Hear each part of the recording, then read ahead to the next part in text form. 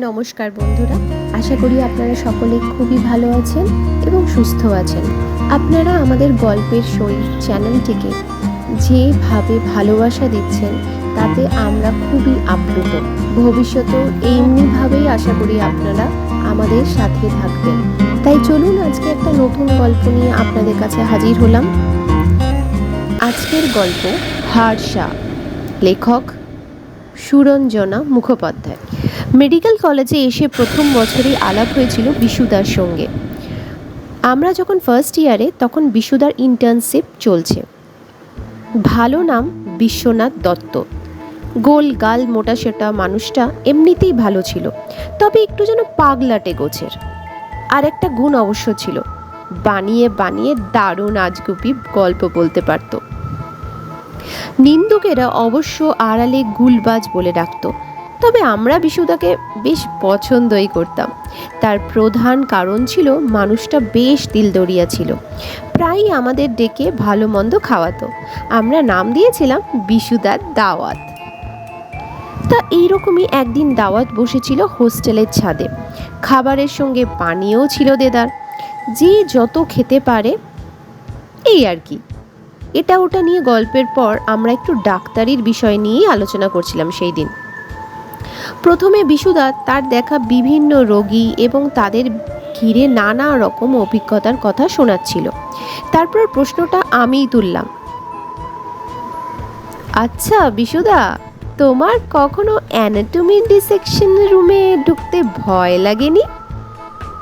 মানে একটা বেয়ারিশ লাশ দিনের পর দিন ফরমালিনে চুবে আছে, একটা একটা করে অঙ্গ প্রত্যঙ্গ কাটা হচ্ছে, কেমন একটা বিচ্ছিরি পচা গন্ধ চতুর্দিকে।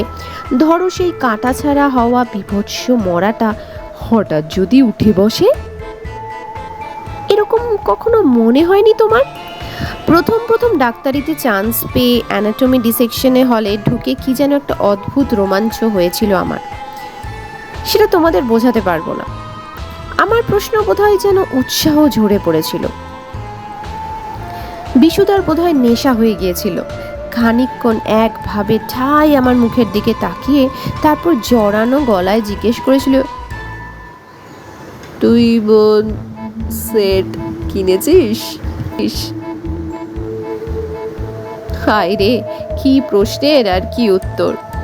লোকটার মনে হচ্ছে পেটে তরল পদার্থ সত্যি বেশি পড়ে গেছে, কিন্তু আমি আর কথা বাড়ালাম না। হ্যাঁ, মানে আমরা 6 জন মিলে শেয়ার করে কিনেছি, এই পালা করে পড়ি। বোন সেট অথবা হিউম্যান স্কেলেটন সেট আমাদের প্রত্যেকের কাছেই খুবই গুরুত্বপূর্ণ এবং অবশ্যই বাধ্যতামূলক।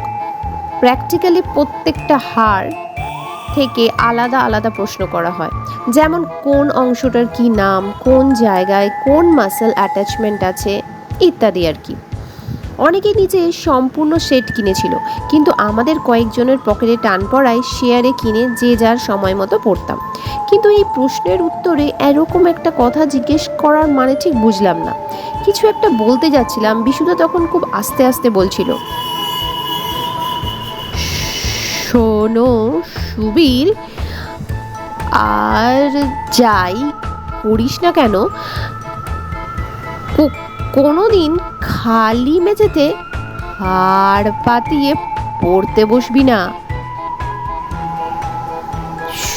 সব সময় একটা কাগজের ওপর রাখবি, আর কখনো হাড়ে হাত দিয়ে সেই হাত না ধুয়ে খেতে বা ঘুমোতে যাবি না। বিশুদার কথা শুনে একটুও মনে হচ্ছিল না যে ও বিন্দুমাত্র নেশার মধ্যে কথাগুলো বলছে।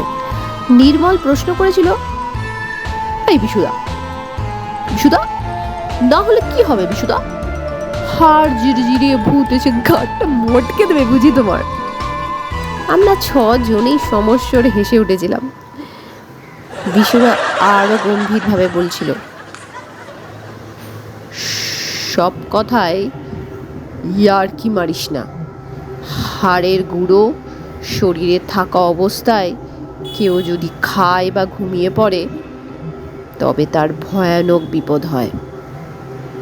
হারসা বড় সাংঘাতিক জিনিস রে। তো তোরা বুঝবি না, তবে কথাটা মনে রাখিস। কথাগুলো বলতে বলতে করমচার মতো টকটকে লাল হয়ে গেছিল বিশুদার চোখ। সেই মুহূর্তে আমার কথাটা হেসে উড়িয়ে না দিলেও মনে রাখিনি। অ্যানাটমি পরীক্ষার আগের দিন কুণালের রুমে গিয়েছিলাম সিগারেট চাইতে। রুমের দরজা ভেজানো ছিল।